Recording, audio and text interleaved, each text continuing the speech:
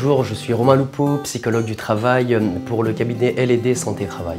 Bonjour, je suis François Duverne, je suis psychologue social, je travaille pour le cabinet L&D Santé Travail.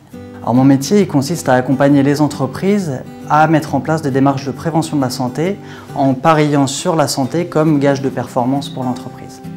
Alors un travail qui fait sens, la question se pose, comment est-ce qu'on le définit? On ne peut pas décréter qu'il y a un travail qui fait sens, celui-ci en fait du sens et celui-ci n'en fait pas. Le travail qui fait sens, c'est vraiment dans l'activité professionnelle, dans le réel du travail, que ça se construit. Un travail peut faire sens pour moi et pas du tout pour vous. Ce qu'il y a d'essentiel, c'est d'essayer de voir, pour moi, qu'est-ce qui fait sens. Moi, si je devais me citer, je dirais qu'un travail qui fait sens, c'est un travail de qualité dans lequel je puisse me reconnaître, dans lequel on puisse me reconnaître. Alors trouver un travail qui fait sens, aujourd'hui, est-ce une nouvelle quête? Oui, certainement. Le cadre d'entreprise, au cadre d'entreprise avec sa voiture de fonction et ses horaires à rallonge, ça ne fait plus vraiment rêver la jeune génération.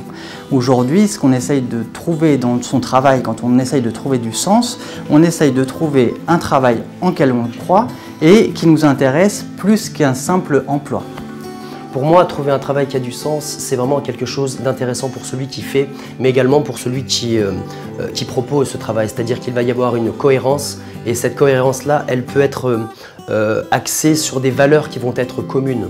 Alors quand je pense à un exemple d'un travail qui fait sens, je pense à ce palettiseur. Alors je ne sais pas si vous savez ce que c'est qu'un palettiseur. C'est une personne qui met des cartons sur une palette et qui filme ces cartons pour qu'ils tiennent et qu'ils soient maintenus et qu'ils puissent être transportables. Et ce palettiseur, en fait, il trouvait du sens à faire la plus belle palette.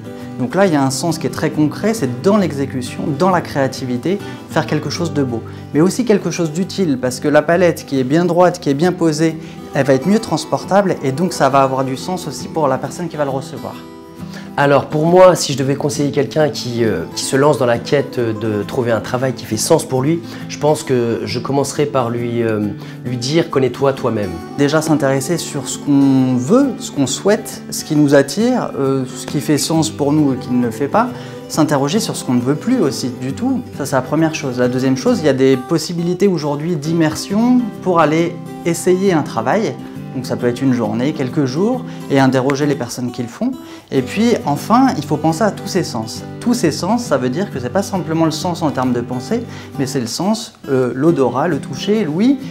Voyez la cuisine par exemple, vous utilisez au moins 3 sens, le goût, l'odorat, le toucher, qui font partie aussi des sens de la vie.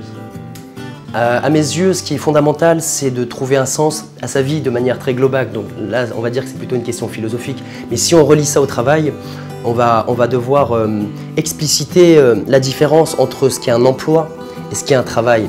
On peut s'épanouir dans son emploi sans avoir forcément un travail qui fait beaucoup de sens. En revanche, il faut bien dissocier ces deux idées. Il y a l'emploi qui permet, qui est un moyen. Donc vous pouvez travailler dans un emploi pour satisfaire des besoins de sens à l'extérieur du travail. Et il y a le travail dans lequel on se réalise. Est-ce que c'est une question de l'époque? Est-ce que c'est aujourd'hui qu'on se pose ces questions plus qu'avant? Effectivement, parce qu'aujourd'hui, on se pose en général plus de questions sur le sens de la vie. Donc il y a vraiment des questions là comme ça qui émergent très fortement. Et les entreprises d'aujourd'hui, elles ont tout intérêt à prendre en considération ces nouvelles attentes.